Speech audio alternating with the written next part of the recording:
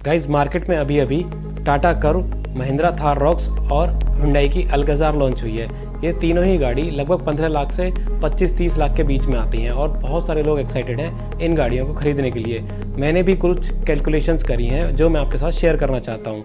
कभी आपने सोचा है दोस्तों कि आप एक गाड़ी खरीदते हो और उसको 10 साल के लिए रन करते हो तो उसमें कितना पैसा आप खर्च करते हो, और अगर उस पैसे को आप इन्वेस्ट करते हो सिस्टमेटिकली तो आप कितना पैसा बना सकते हो। चलिए दोस्तों, इस वीडियो में हम वही सब देखेंगे।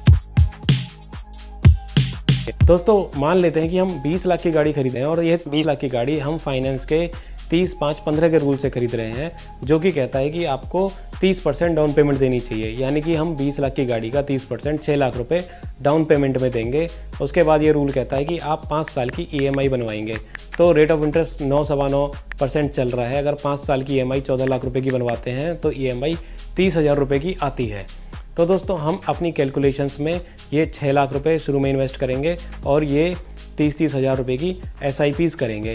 पहले हम ये देख लेते हैं कि हम टोटल लाइफ टाइम जो है गाड़ी का 10 साल, उसमें गाड़ी के लिए और गाड़ी को चलाने के लिए कितने पैसे खर्च करते हैं। तो शुरू में ही हमने 6 लाख रुपए खर्च कर दिए और 30-30 हज़ार करके हम 5 साल के लिए खर्च करेंगे, जो कि हो जाएगा 14 लाख का 18 लाख, यानी कि 5 साल में आप 15 लाख रुपए और खर्च कर देंगे।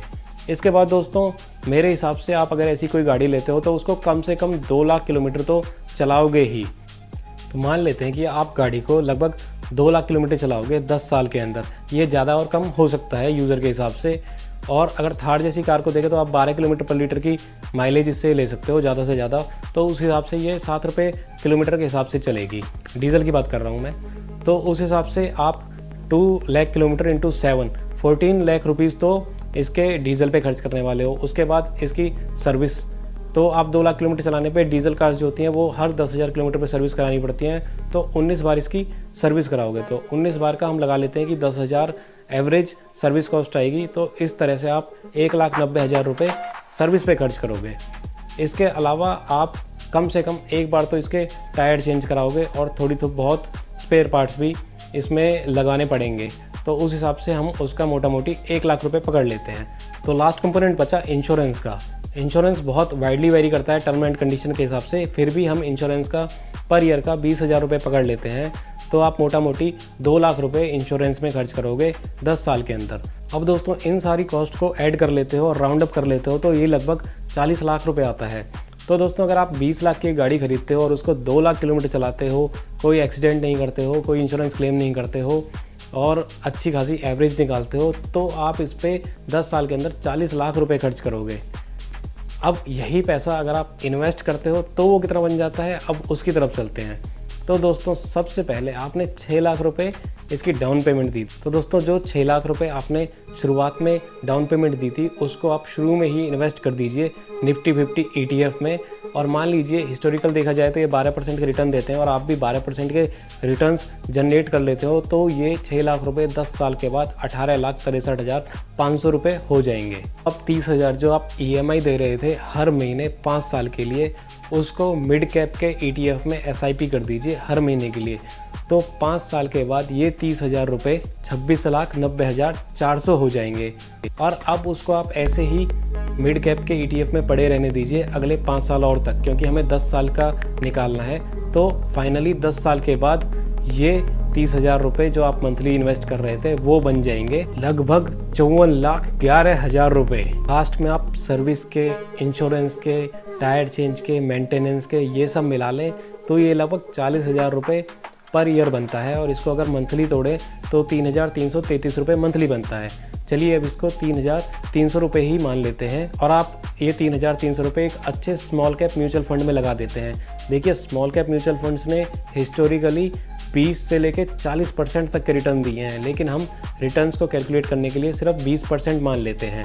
तो ये आपका जो SIP है वो पूरे 10 साल तक चलेगा और 10 साल के बाद इसके रिटर्न्स होंगे मोर देन 12 lakhs।